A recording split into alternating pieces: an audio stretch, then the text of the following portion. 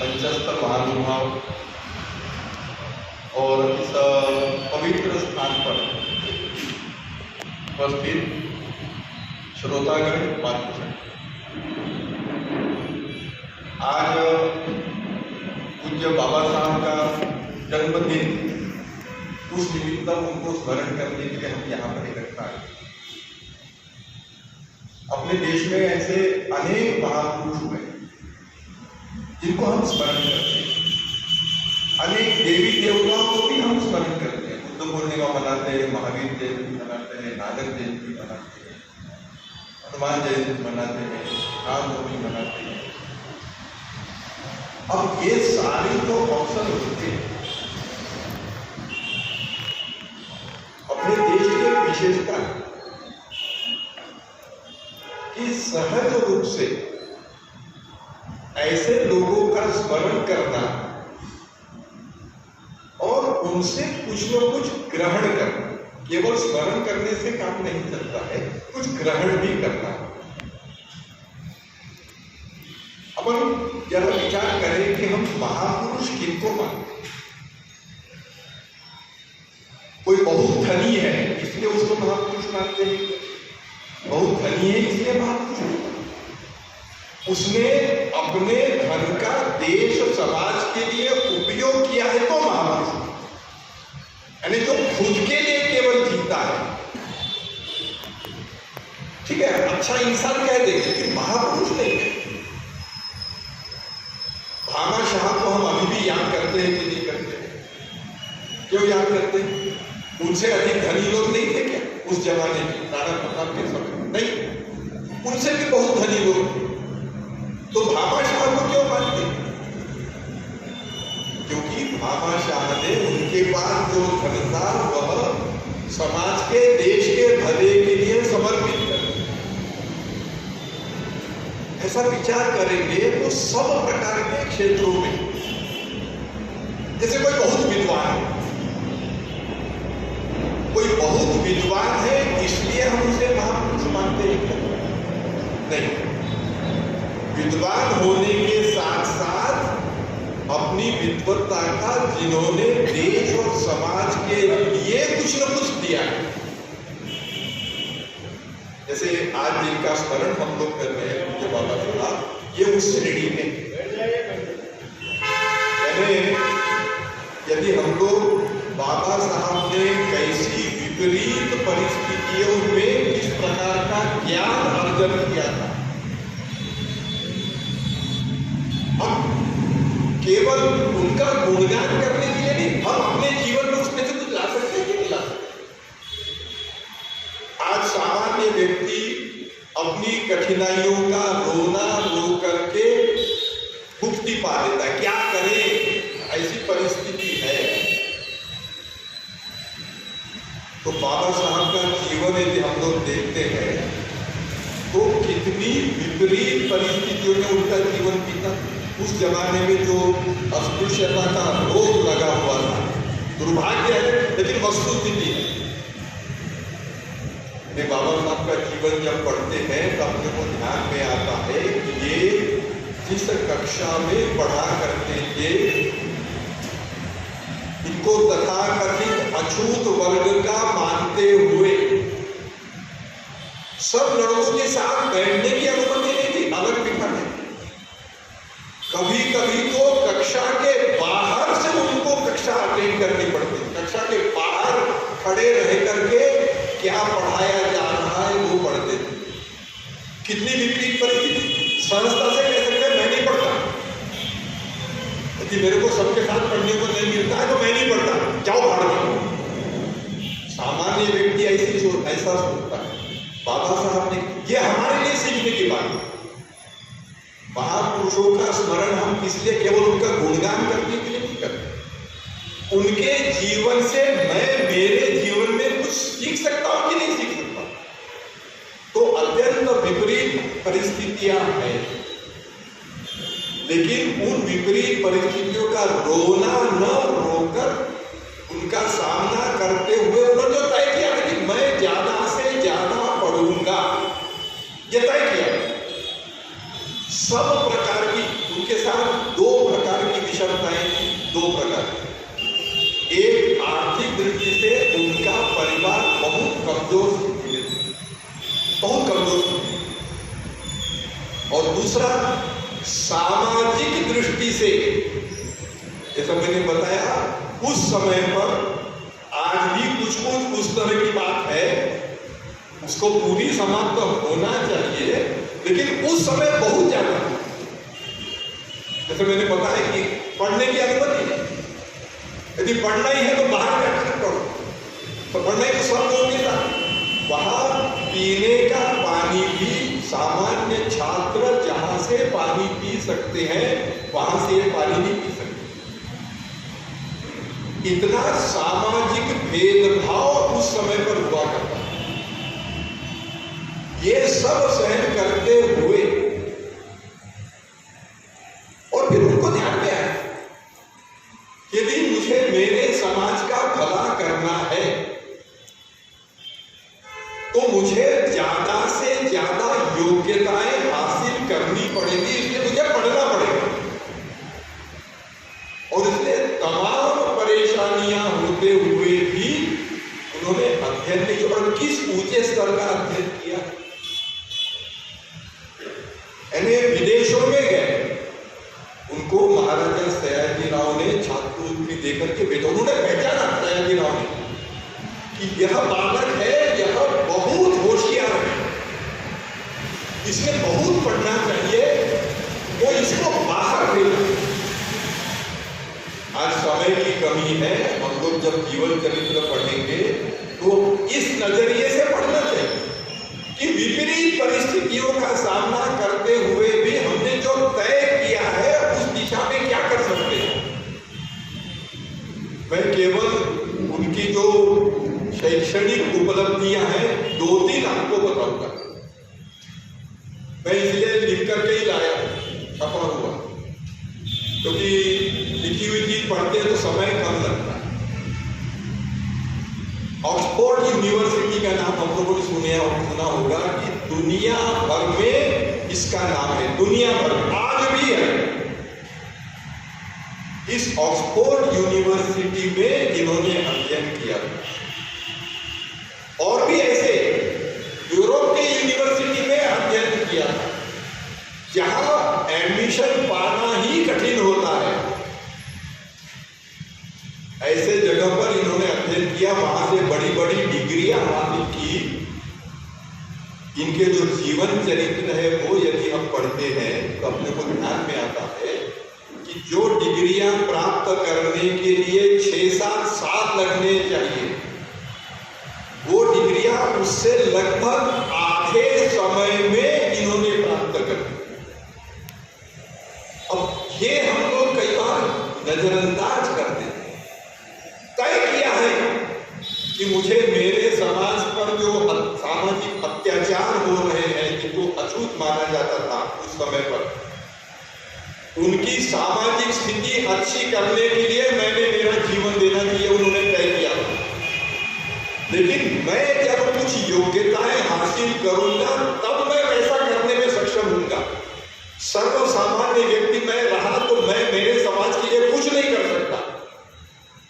इसलिए सब प्रकार के सामाजिक अत्याचारों का मुकाबला करते हुए, सहते हुए उन्होंने अपना अध्ययन नहीं छोड़ा। जैसे मैंने बताया कि पीने का पानी भी अलग रहा।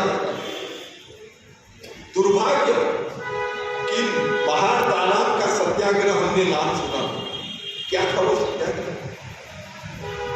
हम आज कल्पना नहीं कर सकते हैं उस वातावरण कि जिस तालाब से जानवर भी पानी पी सकता है, उस तालाब से जिन समाजों को अछूत माना जाता है वे लोग वहां से पानी भी नहीं पी सकते।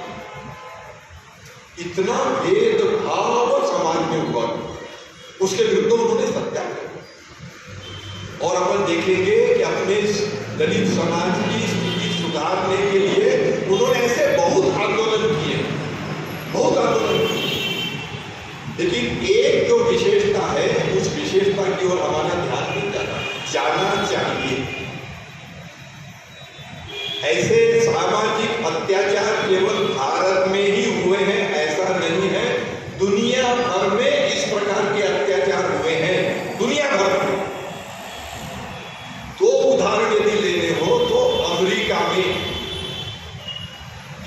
रंग भेद कहते हैं, उस रंग भेद के आधार पर अत्याचार होता। काला और गोरा, अरे इंसान तो इंसान है, काला है या गोरा है, इस जाति में जन्मा है या उस जाति में जन्मा है, क्या फर्क है? दुर्भाग्य से वो वातावरण उस समय नहीं था, भारत में नहीं था, दुनिया में नहीं, जिसको रंग भेद नीति कहा जाता है। हम लोगों ने महापुरुष का नाम सुना होगा, अब्राहम लिंकन।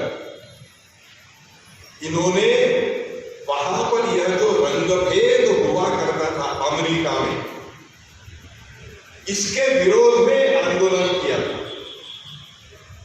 और रंग भेद को उन्होंने समाप्त किया। लेकिन ये रंग भेद समाप्त हुआ, रंग भेद है और रंग भेद समाप्त हुआ। आज भी कुछ उस तरह की मानसिकता उस देश में कुछ लोगों की है, वो भी समाप्त होनी चाहिए, लोग लगे हुए हैं। लेकिन यदि हम इतिहास पढ़ेंगे तो अपने को ध्यान में आएगा कि अमेरिका का रंग भेद समाप्त होने के लिए वहां गृह युद्ध हुआ, जिसमें हजारों लोग मारे गए थे, दोनों ओर के। रंग भेद को मानने वाले और रंग भेद को न मानने वाले, ऐसे लोगों में बड़ा भारी युद्ध हुआ था। अमेरिका का इतिहास पढ़ लीजिए। तो रंग भेद समाप्त होने के लिए इतना खून बहा, तब जाकर के वो रंग भेद समाप्त हो। ऐसा ही हम दक्षिण अफ्रीका का देखें, नेल्सन मंडेला का नाम हम लोग शायद थोड़ा जानते होंगे कि वहां पर भी इसी प्रकार का वातावरण, अपार्थाइड बोलते हैं कि गोरे लोग काले लोगों पर अत्याचार करेंगे। अब ये समाप्त हुआ, नेल्सन मंडेला और अन्य महापुरुष थे, उनके प्रयासों से समाप्त हुआ, लेकिन आसानी से समाप्त नहीं हुआ। बहुत ज्यादा खून बहा, उसके बाद अपार्थाइड समाप्त हुआ। अब दुनिया का इतिहास देखेंगे कि जहां जहां इस प्रकार का सामाजिक अन्याय, सामाजिक अत्याचार होता था, वहां वहां वो समाप्त करने के लिए बहुत खून बहा, उसके बाद वो विकृति समाप्त हुई।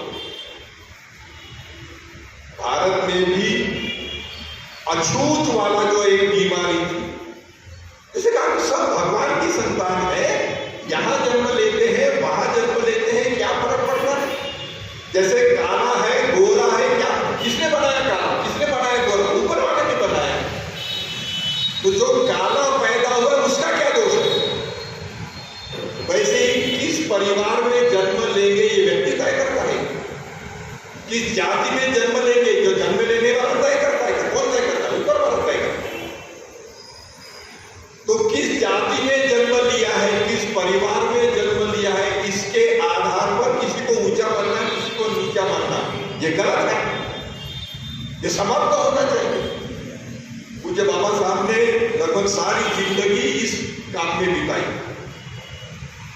लेकिन जब संविधान की रचना की और ये सब अस्पृश्यता इत्यादि जो बातें हैं भारत में समाप्त हुई, लेकिन अमेरिका, दक्षिण अफ्रीका का रंग भेद समाप्त होने के लिए जैसा खून बहाया गया और फिर खून बहाने के बाद, युद्ध होने के बाद वो समाप्त हुआ, भारत में ऐसा हुआ नहीं है।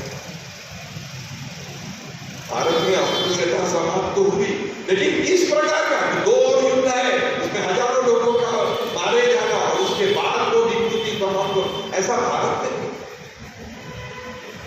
कितनी बड़ी बात है। समाज को जागरूक किया, लेकिन हिंसा नहीं करनी, ये बहुत बड़ी बात है। जो महान सत्याग्रह हुआ था, पानी के लिए हुआ था, उसमें दूसरे पक्ष के लोगों ने इन पर हमला भी बोला था, लेकिन बाबा साहब ने अपने अनुयायियों से कहा हिंसा नहीं करना,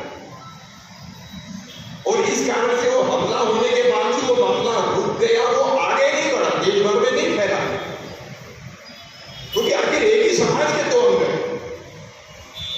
तो एक समाज के दो अंग आपस में उनका युद्ध होना चाहिए या नहीं होना चाहिए?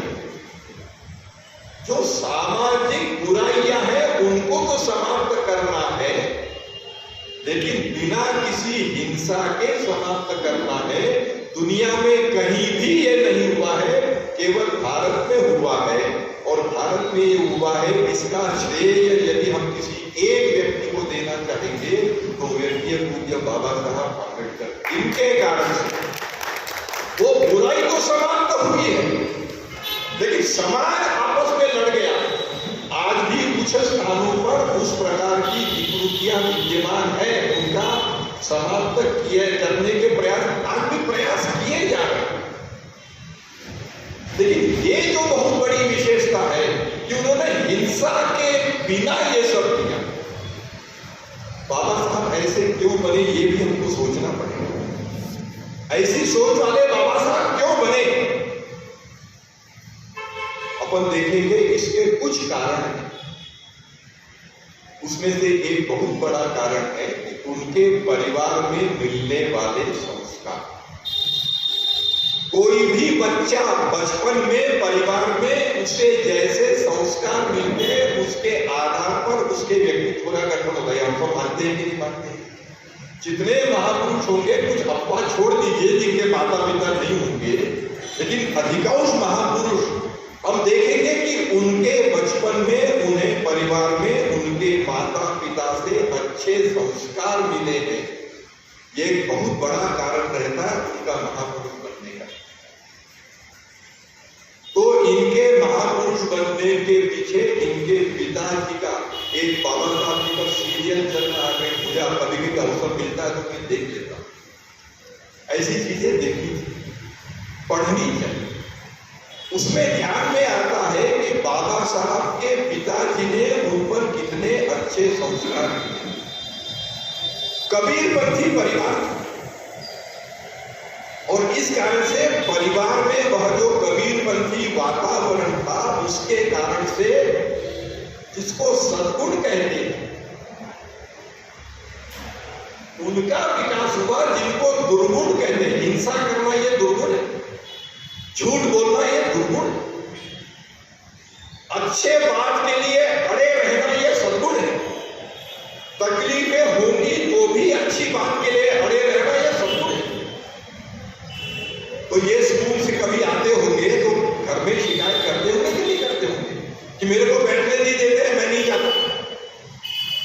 तो माता पिता ने समझाया होगा कि नहीं समझाया? बेटा तुमको बड़े बनकर के अच्छा काम करना है तो तुमने अच्छे से पढ़ लिखना चाहिए, चाहे जैसी परिस्थिति हो तुमने अपनी पढ़ाई नहीं छोड़ना चाहिए। ये माता पिता ने समझाया होगा, तभी जाकर के वो आगे चलकर के कितना अध्ययन करते। मैंने ऑक्सफोर्ड यूनिवर्सिटी का बताया। ऑक्सफोर्ड यूनिवर्सिटी दुनिया की मानी हुई यूनिवर्सिटी है। इसने उनके विश्वविद्यालय में 100-150 साल पुरानी है, बहुत पुरानी यूनिवर्सिटी है, दुनिया में नाम है। उनके विश्वविद्यालय में पढ़े हुए प्रसिद्ध छात्रों का नाम उन्होंने एक सूची बनाई, वही 101 नाम निकाले हुए। अब जो सैकड़ों वर्षों से हमें लाखों लोग जहां पढ़ चुके हैं, और दुनिया भर के, केवल अमेरिका के दुनिया जिसमें बाबा साहब आंबेडकर भी गए हुए थे, उन्होंने जो ऑक्सफोर्ड यूनिवर्सिटी में पढ़े हुए बड़े बड़े लोगों की जो सूची बनाई है, क्या आपने को मालूम है कि उस सूची में पूज्य बाबा साहब का नाम भी है? दुनिया में स्वीकार किया हुआ है कि मेकर्स ऑफ द यूनिवर्स, इस संसार को बनाने में जिनकी बहुत बड़ी भूमिका है, ऐसे लोगों की सूची, विदेश के लोगों ने, भारत के लोगों की बात नहीं कर रहा। तो मेकर्स ऑफ द यूनिवर्स की जो सूची बनी, उसमें भी पूज्य बाबा साहब का नाम। यानी योग्यता कितनी ज्यादा है, जितने प्रकार की डिग्रियां उन्होंने हासिल की थी, उन डिग्रियों के आधार पर यदि वो अपना जीवन चलाते तो उस जमाने में लाखों कमा सकते थे, लाखों। आज लाखों कमाना तो सरल लगता है, लेकिन 100 साल पहले हिसाब लगानी थी कि लाखों यानी क्या मामला होता। वो लाखों रुपए कमा सकते थे, लेकिन जो परिवार में संस्कार मिले थे, अच्छा काम तय करना, वो करना, उसके लिए जो कीमत देनी पड़े वो कीमत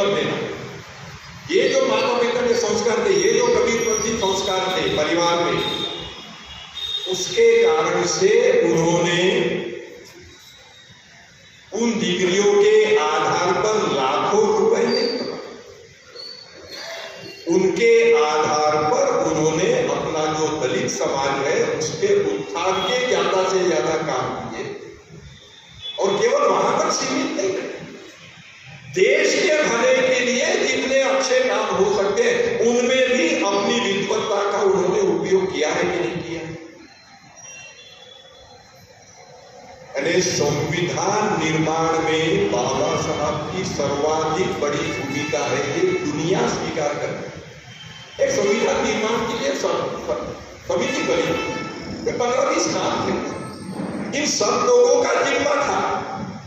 उस समिति के प्रमुख थे बाबा साहब। संविधान निर्माण समिति जो बनी थी उसके प्रमुख बाबा साहब थे। और इतिहास बताता है कि ये संविधान निर्माण के लिए अब ये देश का काम हुआ, ये केवल दलितोद्धार का काम नहीं, देश के लिए संविधान बना। और उस संविधान में मैं मेरे समाज को आदर का स्थान दिलाऊंगा, बराबरी का स्थान दिलाऊंगा। तो संविधान निर्माण में सर्वाधिक बड़ी भूमिका बाबा साहब की थी, इसलिए उनको संविधान निर्माता कहा जाता है। लेकिन ये होते हुए भी अब समय कम है, मेरे पास मटेरियल ज्यादा है, मैं थोड़ा आपसे अपेक्षा कर सकता हूँ कि नहीं कर सकता हूँ, बताइए। कर सकता हूँ? बाबा साहब के सुनने के लिए शाम को तैयार है। नहीं, बहुत ज्यादा बोलना भी नहीं नहीं बहुत, लेकिन जहाँ पे कुछ गारंटी करने को मिल रहा हो वहाँ पे सुनने में कोई दिक्कत नहीं है। ऐसा है, पूज्य बाबा साहब के कुछ विशेष भाषण वो हमने शब्दशः पढ़ने थे। उसमें से एक भाषण है, जब संविधान निर्माण का कार्य पूरा हो गया तो उसका जो समापन का अवसर था, उस समय पूज्य बाबा साहब ने दिया हुआ जो भाषण, यानी संविधान निर्माण के लिए जो समिति बनी थी, काम पूरा हो गया, संविधान बन गया, अब उस समिति का काम समाप्त तो हुआ है, इसलिए जो समारोह था उसमें दिया हुआ भाषण है, कोई जनता के बीच दिया हुआ भाषण नहीं। उस भाषण को तो हमने शब्दशः पढ़ा, उसमें हमें ध्यान में आता है कि बाबा साहब केवल दलित उद्धार तक सीमित नहीं, दलित उद्धार आवश्यक है, वो करेंगे ही करेंगे, लेकिन साथ में देश का भी उद्धार होना चाहिए, देश की भी उन्नति होनी चाहिए।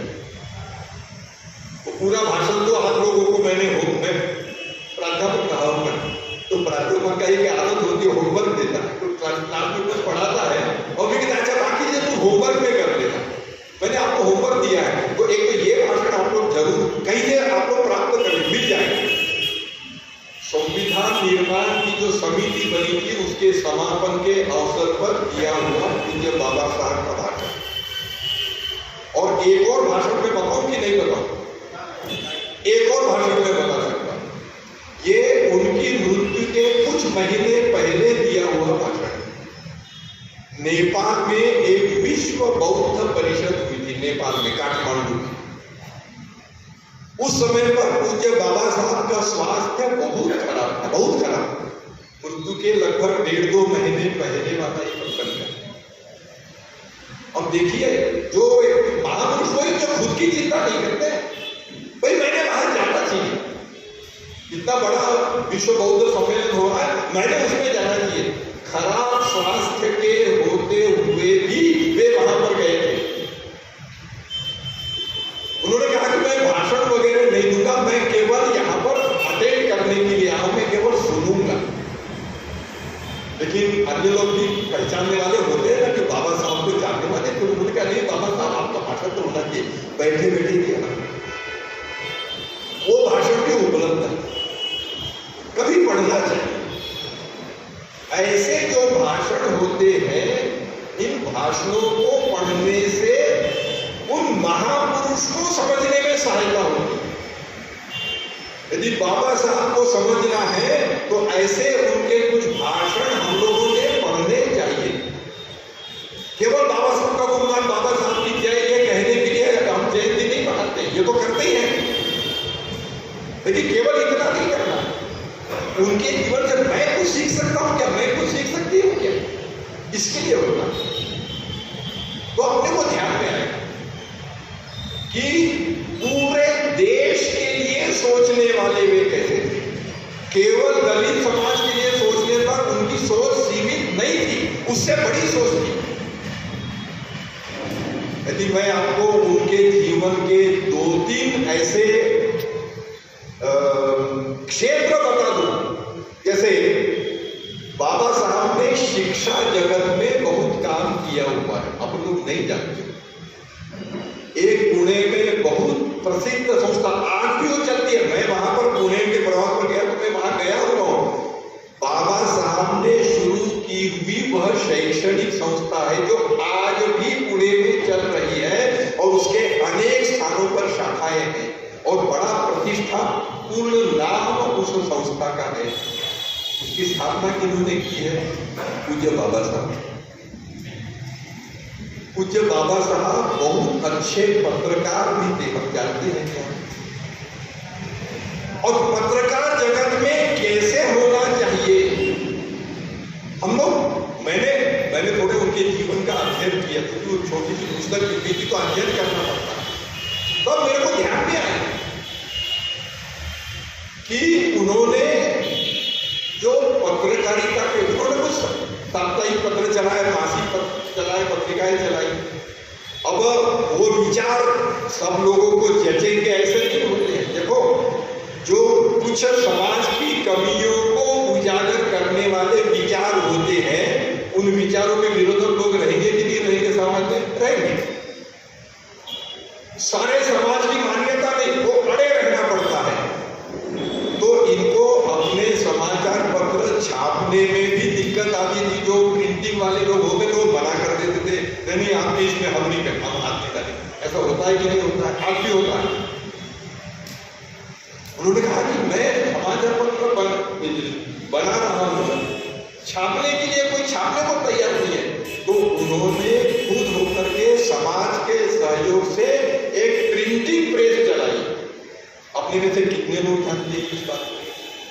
मैंने जो तय किया है, लोग छापने वालों ने मना कर दिया, क्या करें, उन्होंने छापने से मना कर दिया, इसमें रुक गया। सामान्य व्यक्ति ऐसी सोच वाला होता है। बाबा साहब ऐसे नहीं थे।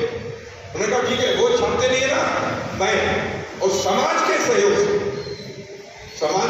से प्रिंटिंग प्रेस बनाई। उनके जीवन चरित्र में आता है कि ये विदेशों के भी प्रवास पर रहते थे, तो जो उनका साप्ताहिक या पाक्षिक या मासिक जो भी होगा, जो चलता था, जिसके संपादक में हुआ करते थे।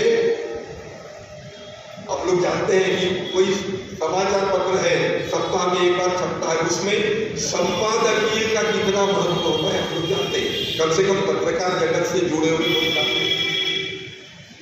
अब ये कह सकते थे कि भाई मैं तो इंग्लैंड के प्रवास पे हूं, इसलिए मेरा संपादकीय कोई और लिख ले। कोई और लिख नहीं सकता था, लेकिन बाबा साहब का नहीं, मेरी जिम्मेवारी है, मैं संपादक हूं तो मेरा संपादकीय होना चाहिए। तो विदेशों के प्रवास में रहते हुए भी सही समय पर वे अपना संपादकीय लिखकर भेजने की व्यवस्था करते थे। वो आज का कंप्यूटर का जमाना नहीं था कि वहां टाइप कर दिया और व्हाट्सएप पर भेज दिया और यहाँ आ गया और छाप दिया। आज तो सरल हो गया।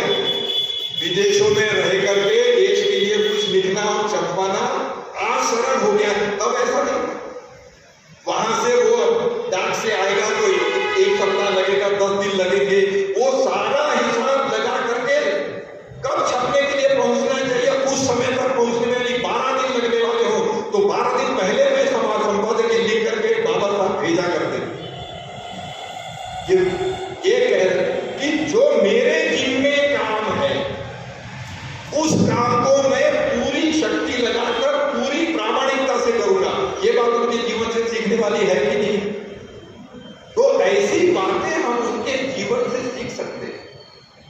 केवल दलितोद्धार का ही काम नहीं, जिसको हम मजदूरों का हित कहते, उस क्षेत्र में बाबा साहब ने कितने काम किए। ये सब दलितोद्धार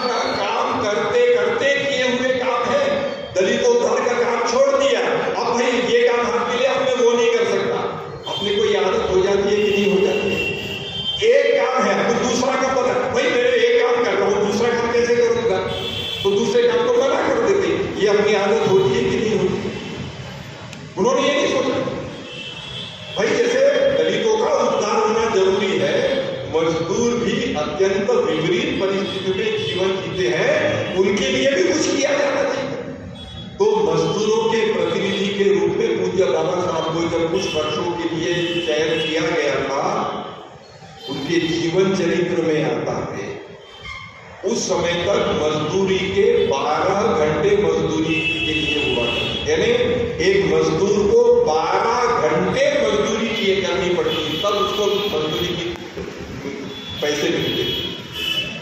तो 12 घंटे से घटाकर 8 घंटे करने में सबसे बड़ी भूमिका बाबा साहब।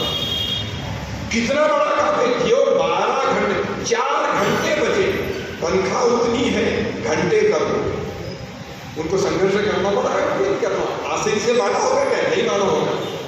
ऐसी कितनी सारी बातें हैं जो मजदूरों के हित की है। उन्होंने जब देश स्वाधीन हो गया, अब देश के भले के लिए उन्होंने कुछ काम किए हैं कि नहीं, कि मैं 2-3 सैंपल बताऊंगा।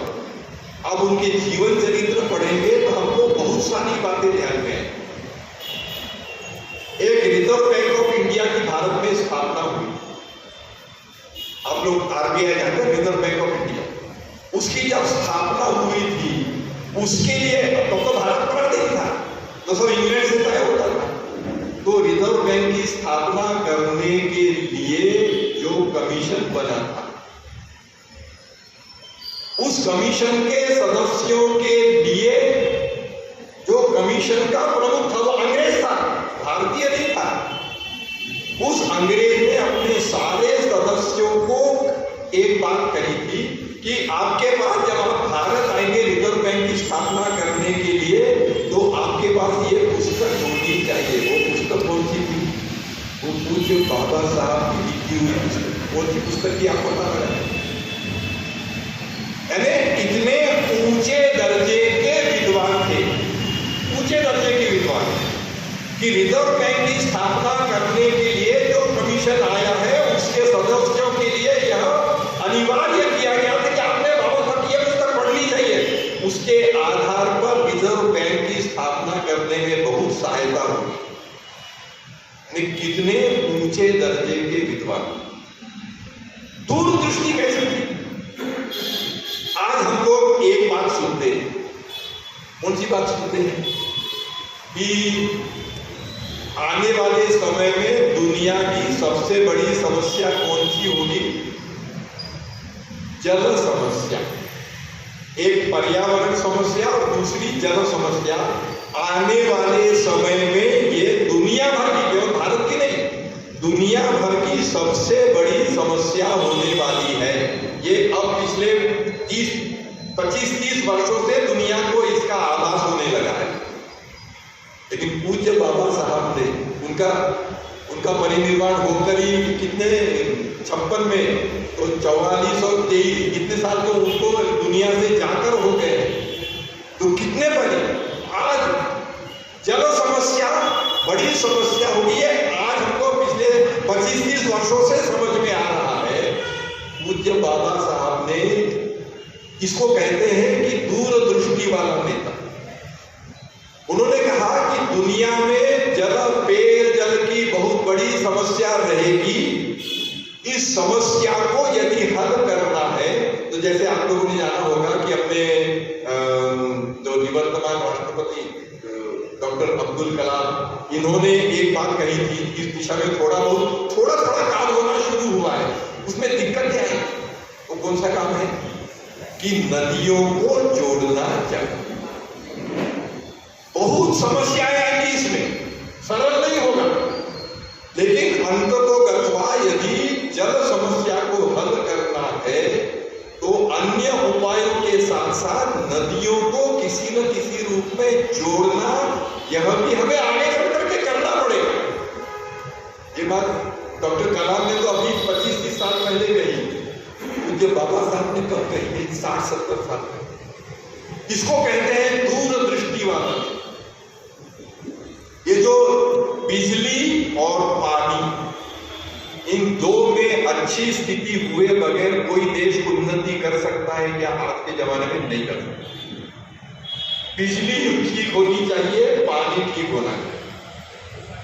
तो ये जो पानी के लिए जो ऑल इंडिया कमीशन बने हैं, बिजली के लिए जो ऑल इंडिया समितियां बनी है, उनमें पूज्य बाबा साहब हुआ करते हैं। और इनके गठन में और उसके कार्य पद्धति में, क्योंकि बाबा साहब किसी समिति में रहेंगे तो वो चुपचाप बैठने वालों में से नहीं, पूरा गहराई से सोचते थे और क्या होना चाहिए ऐसा सोचने वाले, और फिर उसके लिए लोगों को कन्विंस कर सके। तो पूज्य बाबा साहब ने जब मजदूरों के प्रतिनिधि के रूप में गए थे तो वो अन्य लोगों को कन्विंस किया होगा, तभी जाकर के 12 घंटे से घट करके 8 घंटे बने थे। और भी बहुत सारी सुविधाएं आ गई थी, मेडिकल लीव वगैरह, न जाने कितनी सुविधाएं जो मजदूरों के लिए पहले नहीं हुआ करती थी, वो पूज्य बाबा साहब के प्रयासों के कारण से शामिल हो गई।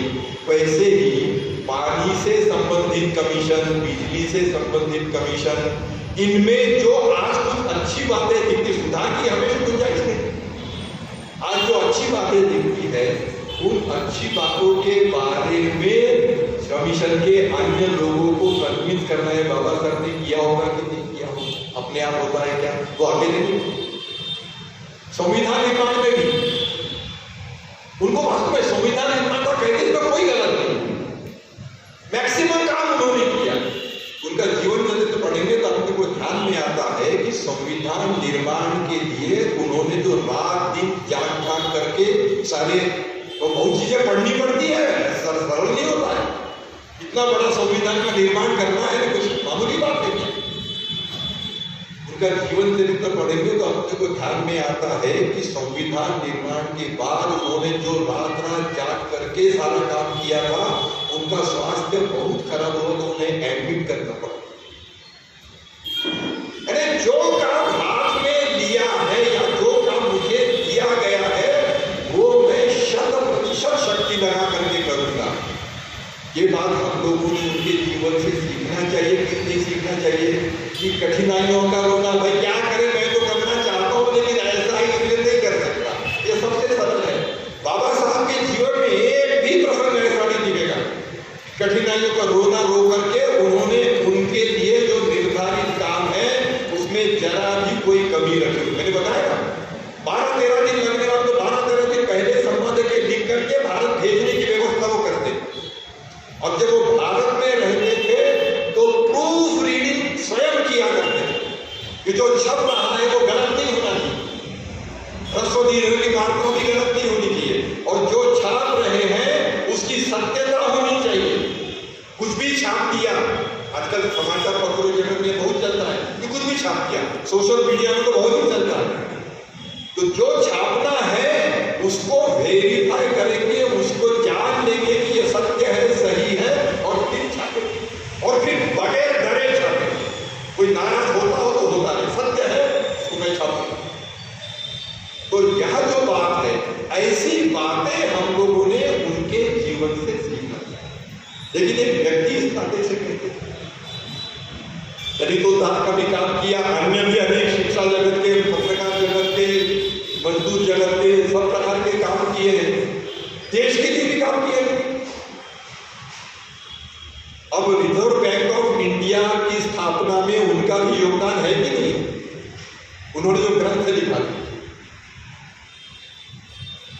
संविधान निर्माण। अब संविधान निर्माण, इसमें वास्तव में मैं 2-3 मिनट लगेंगे, चलेगा क्या? मैं 2-3 बातें तो पढ़ देता हूं।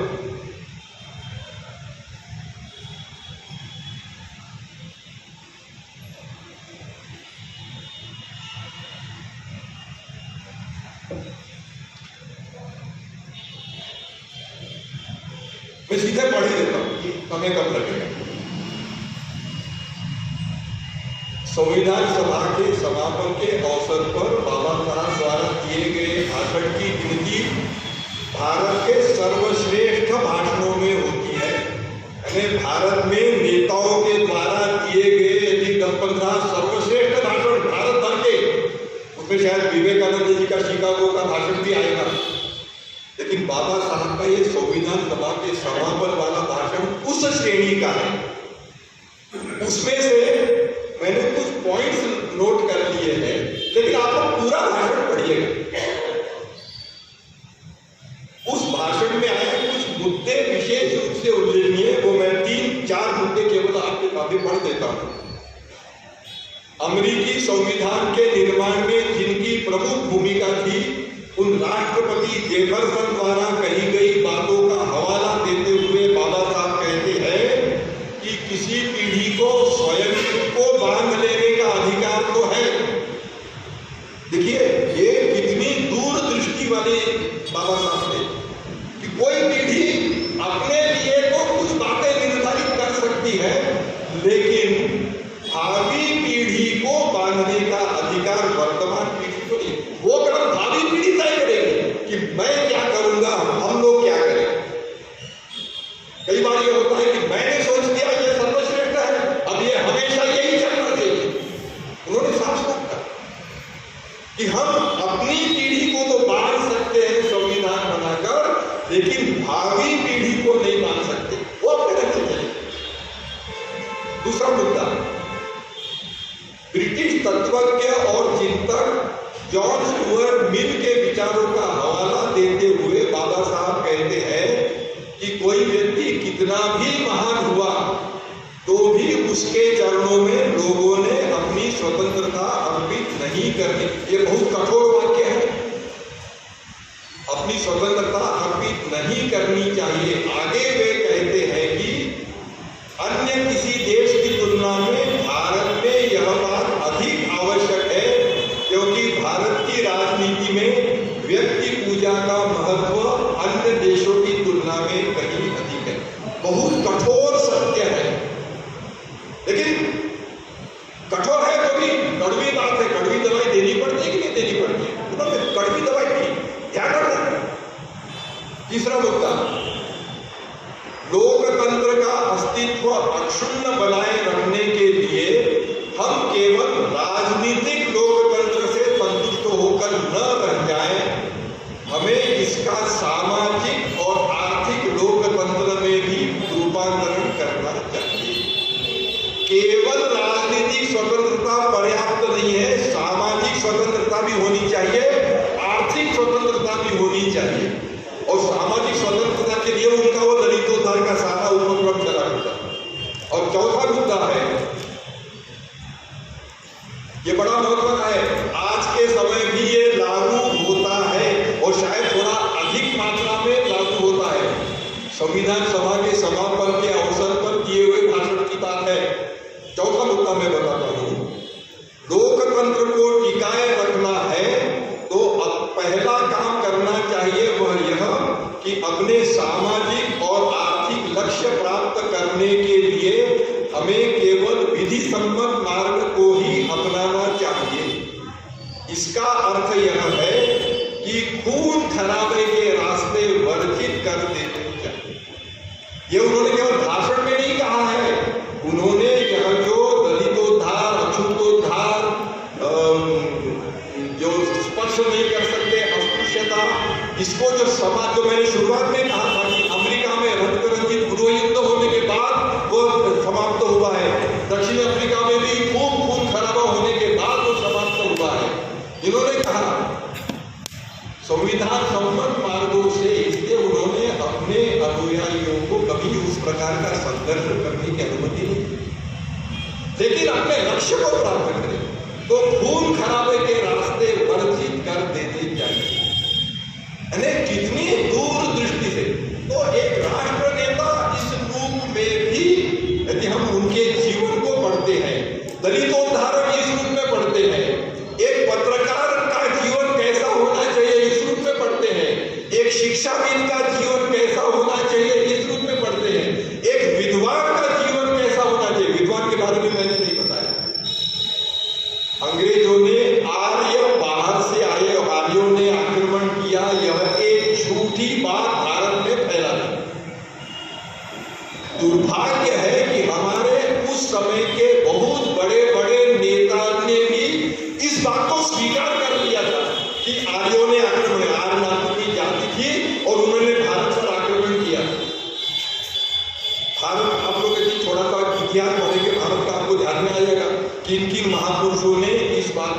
स्वीकार किया था। लेकिन डॉक्टर बाबा साहब अम्बेडकर ऐसे किसी की कही हुई बात को स्वीकार करने वालों में से नहीं थे। उन्होंने अध्ययन किया, बड़ा गहराई में जाकर के अध्ययन किया और उन्होंने सिद्ध किया कि आर्य नाम की कोई जाति नहीं। भारत के सभी लोग एक ही वंश के हैं। आर्य यदि बाहर से आते हैं तो वो अलग होते, भारत के लोग अलग होते। और एक नेशनल इंडेक्स होता है, ये बहुत बड़े मानव वंश शास्त्र के बड़े विद्वान थे। कभी कभी तो इनकी अन्य क्षेत्रों की विद्वता देखकर आश्चर्य होता है कि एक व्यक्ति इतने सारे क्षेत्रों का विद्वान कैसे होता, विश्वास नहीं। वो बहुत बड़े मानव वंश शास्त्रज्ञ थे। उसमें नेशनल इंडेक्स नाम सूचकांक के आधार पर तय होता है। मैं विस्तार में नहीं जा सकता, थोड़ा पुस्तक पढ़ेंगे तो डिटेल्स आपको मिल जाएंगे। लेकिन उसके आधार पर उन्होंने बताया कि भारत में रहने वाले जितने लोग हैं, यानी उस समय पर जो 4 वर्ण माने जाते थे, ब्राह्मण, क्षत्रिय, वैश्य, शूद्र, ये सारे के सारे मानव वंश शास्त्र के आधार पर, नेशनल इंडेक्स के आधार पर ये सब समान पूर्वजों की संतानें। कितनी बड़ी बात कि वो कह रहे हैं कि आर्य बाहर से आए, तुम्ही लोग आज हिंदू हो तो आप नहीं आर्य हो, आप बाहर से आए तो हम आक्रामक हैं, हमने भारत छोड़ना चाहिए तो तुमने भी भारत छोड़ना चाहिए। और इस बात को स्वाधीनता संग्राम से जुड़े हुए भी कुछ नेताओं ने स्वीकार कर लिया था। बाबा साहब ने उसको वैज्ञानिक दृष्टि से गलत सिद्ध किया, वैज्ञानिक दृष्टि से। अब आज तो खैर भी बड़ा सिद्ध हो गया है, लेकिन उस समय पर इतने गहराई में जाकर के और ये सारे काम करते। तो ऐसा जो वैज्ञानिक क्षेत्र में भी जो काम होता है, हम लोग को आश्चर्य होगा। हम लोग लाइब्रेरी जाते हैं, गवर्नमेंट लाइब्रेरी होती है, प्राइवेट लाइब्रेरी होती है, पुस्तकों की बड़ी संख्या रहती है। किसी लाइब्रेरी में 25,000, 30,000, 40,000, 1 लाख पुस्तकें होती है। लेकिन पर्सनल लाइब्रेरी नाम की भी कोई चीज, कोई एक व्यक्ति है, उसकी अपनी लाइब्रेरी में कितनी पुस्तकें हैं। बाबा साहब की जो व्यक्तिगत लाइब्रेरी थी खुद की, वो दुनिया ने स्वीकार किया हुआ है कि आज तक के दुनिया की सबसे बड़ी व्यक्तिगत लाइब्रेरी है बाबा साहब। कोई कहता है कि 30,000 पुस्तकें, 30,000 पुस्तकें, किसी ने कहा नहीं करीब 40,000 पुस्तकें। ठीक है, 30,000 हो 40,000। ये जो इतने क्षेत्रों के विद्वान थे, उसका ये एक बहुत बड़ा कारण है कि इतनी पुस्तकें उसमें से पढ़ करके ज्ञान अर्जन करना। उनकी कुछ पुस्तकों में उन्हें संस्कृत जानना जरूर था, क्योंकि संस्कृत मूल ग्रंथों से उदाहरण लेकर के उन्होंने कुछ बातें उन्हें सिद्ध करनी थी। अब दुर्भाग्य देखिए कि वे जिस जाति में पैदा हुए थे, उस जाति में जन्मे बालक को उस समय संस्कृत अध्ययन करने की अनुमति नहीं थी।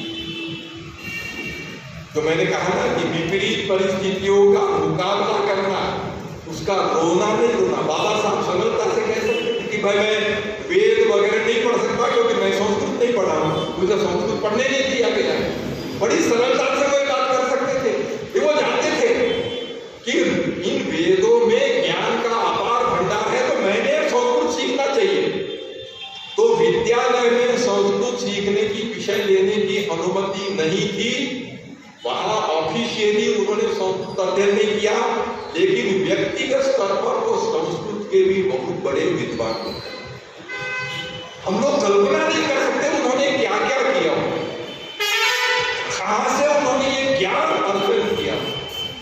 तो कठिनाइयों का रोना नहीं रोना, उसमें से मार्ग निकाल। मुझे संस्कृत सीखना है ना, मैं सीखूं। स्कूल में लेने की अनुमति नहीं है, कोई बात नहीं, मैं व्यक्तिगत स्तर पे सीखूंगा, इसको गुरु बनाऊंगा, इससे सीखूंगा, जो करना है मैं करूंगा। और मैंने जो अध्ययन किया है, जो ज्ञान अर्जित किया है, उसका केवल मेरे लिए उपयोग करूंगा क्या? मेरे लिए उपयोग नहीं करूंगा, उसका उपयोग मेरे समाज के लिए, मेरे देश के लिए।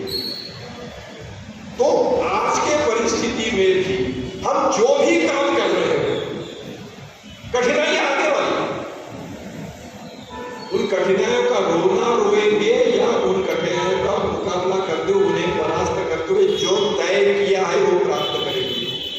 उस दिशा में हम पूज्य बाबा साहब के जीवन से सीख सकते हैं। तो ऐसा थोड़ा सा मुझे लगता है कि महापुरुषों के जीवन चरित्रों का इस नजरिए से अध्ययन करना चाहिए। उसमें से मैं अपने जीवन में क्या क्या सब कुछ नहीं कर सकते। मैं पत्रकार वाला एंगल नहीं दूंगा, लेकिन मैं भी प्राध्यापक हूं तो मैंने उनका शिक्षाविद वाला एंगल मुझे लेना पड़ेगा। यदि मैं राजनेता हूं तो मैंने राजनेता के रूप में उन्होंने क्या क्या किया मैंने सीखना चाहिए। मैं एक उदाहरण बताता हूं, मुझे क्षमा करेंगे कुछ उदाहरण याद आते जाते मैं बढ़ाते जा रहा हूं। हनुमान जी की पूछ बन रही। ये मंत्री थे, केंद्रीय सरकार में मंत्री, और किन्हीं मुद्दों से असहमति है इसलिए त्याग पत्र दिया, मंत्री पद का त्याग पत्र दिया। ऐसे जो भारत में गिने उदाहरण है, उसमें से एक उदाहरण पूज्य बाबा साहब। मंत्री पद लोग प्राप्त करना चाहते हैं, छोड़ने के लिए कोई तैयार नहीं होता। उन्होंने कहा कि नहीं, सैद्धांतिक रूप से मैं इस बात से सहमत नहीं हूं, मैं नहीं कहूं। लेकिन जब वो मंत्री थे तो साधारणतः ऐसे बड़े पदों पर रहते हैं तो क्या बीमारी रहती है कि मेरा लड़का है, मेरा भतीजा है, मेरा भांजा है, मेरा रिश्तेदार है, मेरा परिचित है, इसके कुछ काम में कर दो। ये प्रवृत्ति राजनेताओं में होती है कि नहीं होती है? होती। अब बाबा साहब का जीवन देखिए, जब वो मंत्री थे वो अपने ऑफिस में बैठे थे, उनका लड़का उनसे मिलने आता है। उनके जीवन चरित्र में आप पढ़ सकते हैं, आया हुआ है। मैं कहीं से ऐसे अंदाज से कुछ नहीं बता रहा। उनके जो प्रामाणिक जीवन चरित्र है उनमें जो जो प्रसंग है मैं उन्हीं का उल्लेख किया। तो लड़का आता है और वो किसी की सिफारिश लेकर के आता है कि मेरे पिताजी मंत्री हैं, तो किसी ने उनको कहा होगा तेरे तो पिताजी मिनिस्टर है, जरा मेरा ही काम कर दे। ठीक है, अभी जाता हूँ। अच्छा घनिष्ठ मित्र है तो उसने कुछ कहा, उधर गए। बाबा साहब बेटे से क्या बोलते हैं? बाबा साहब बेटे से बोलते हैं, मैं इस समय तुम्हारा पिता नहीं हूं, मैं मंत्री हूं। तुम ये ऐसे किसी की सिफारिश लेकर के नहीं आए हो, तुरंत तो उठ करके बाहर चले जाओ। अपने लड़के को भगा दिया कि किसी की सिफारिश लेकर के खबरदार है। तो राजनेताओं ने सीखने लाया कि उनके जीवन चरित्र में हमको, तो हम जो भी काम कर रहे होंगे उस काम में आने वाली दिक्कतों को समाप्त करते हुए जो तय किया है वो करना, अपनी पूरी शक्ति लगाकर करना। ये बात हम उनके जीवन से सीख सकते हैं। ये एक बार भी यदि हम लोग उनके जीवन से सीख लेते हैं तो मेरे ख्याल से आज उनके जन्मदिन के पवित्र अवसर पर हम उनके जीवन चरित्र के बारे में कुछ विचार कर रहे हैं। इस विचार की किसी न किसी रूप में थोड़ी बहुत क्यों न हो एक सार्थकता रहे। आप